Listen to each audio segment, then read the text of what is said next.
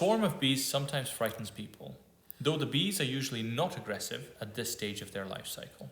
Let's have a look at some typical swarms we would encounter as beekeepers, and maybe you as members of the public. This could land anywhere, but normally the hive they have just swarmed from. That's just the first part of their journey towards a new home. All swarms consist of one queen, many worker bees, who are her daughters, and just a few drones, who are her sons. And as you can see, they can range in size quite considerably from 1,000 bees to more than 30,000. Beekeepers like to take advantage of these swarms and collect them. Sometimes they want more bees in their hives, sometimes they want to sell them on. But often it's because we will get a phone call because it's frightening you, the public. We want you to see it's a natural thing that bees do, and it's a wonderful, spectacular thing to witness.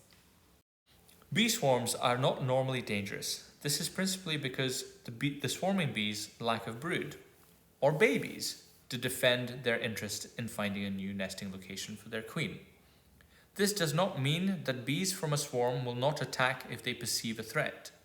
Swarm clusters hanging from a branch will move on and find a suitable nesting location in a day or two.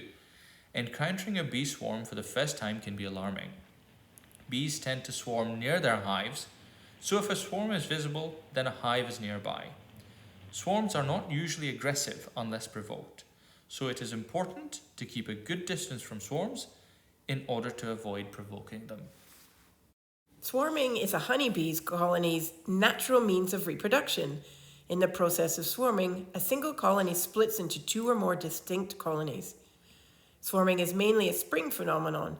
Usually in this part of Scotland it can be from May through to July, but occasional swarms can happen throughout the producing season. In Scotland, the season is short compared to France and those further south.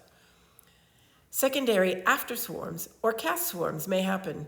Cast swarms are usually smaller and are accompanied by a virgin queen. Sometimes a beehive will swarm in succession until it is almost totally depleted of workers.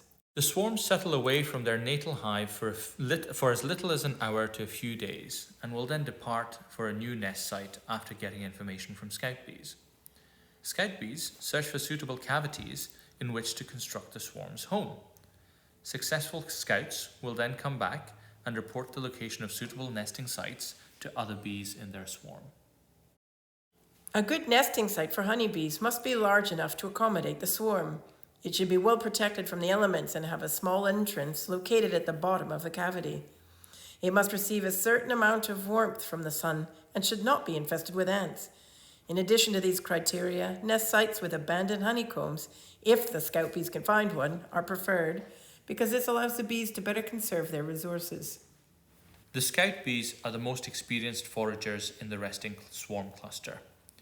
An individual scout returning to the cluster promotes the location she has found.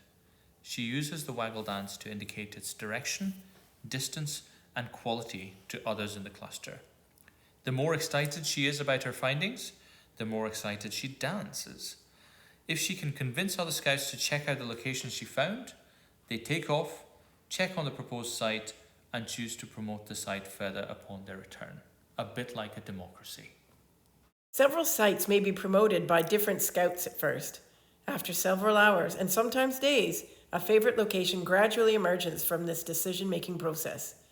A decision must be made in a relatively short amount of time, no more than 3 days, and often will be made when around 80% of the scouts have agreed upon a single location. When the scout bees agree where to nest, the whole clustered swarm takes off and flies to it. A swarm may fly a kilometre or more to the scouted location, with the scouts guiding the rest of the bees by quickly flying overhead in the proper direction. This collective decision-making process is remarkably successful in identifying the most suitable new nest site and keeping the swarm intact. And what do you do when you find a swarm? Remember, keep calm, enjoy what you see, keep your distance, and contact your local beekeeper or your local bee association or even your council. And remember, in all of this, there is a reward. Every beekeeper that comes to collect your swarm should give you a jar of honey as a reward for notifying them of the swarm that you want them to collect. What you're seeing here is the removal of a prime swarm. That's a full swarm of approximately 30,000 bees from a bait hive into a temporary new hive, only to be taken away to an out apiary more than 3 miles away.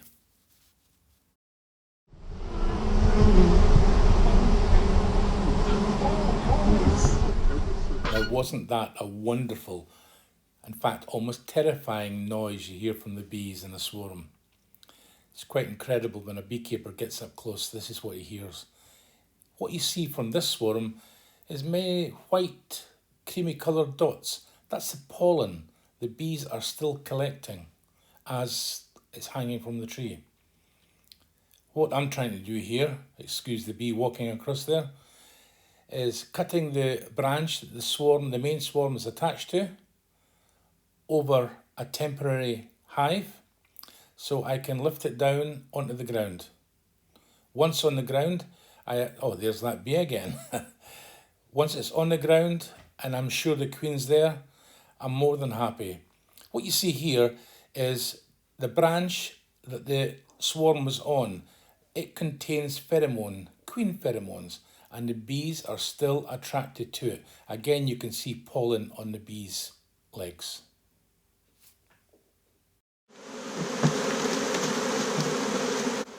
And here's this noise again, the wonderful noise of 30,000 bees flying about you, all looking for the queen. Hopefully the queen is in the box and everything is okay. Soon they will smell her and they'll all enter the box. Beekeepers are normally quite happy to collect swarms. It's free bees for them, but they'd rather spend their time more productively. What we see here are beekeepers look inside a hive on a regular basis, especially around swarming time. When I say regular, every 6 to 7 days they need to go in and check for queen cells. It takes about 8 days for a queen cell to be produced. This is why we really have to go in between 6 and 7 days to use a beekeeping term, to knock them back, or unfortunately we kill them. No matter how diligent or observant the beekeeper is, sometimes we miss the queen cell. It's tucked away in the corner of a frame. And then the hive swarms. In conclusion, if you are fortunate enough to see a swarm hanging from the branches of a tree or a bush, or even hanging on a wall, inform the council, the police, or even better, the local Beekeepers Association. They'll gladly come along and pick it up. My association is Newbattle Beekeepers Association. That's based at Newbattle Abbey near Dalkeith. Hope to see you there.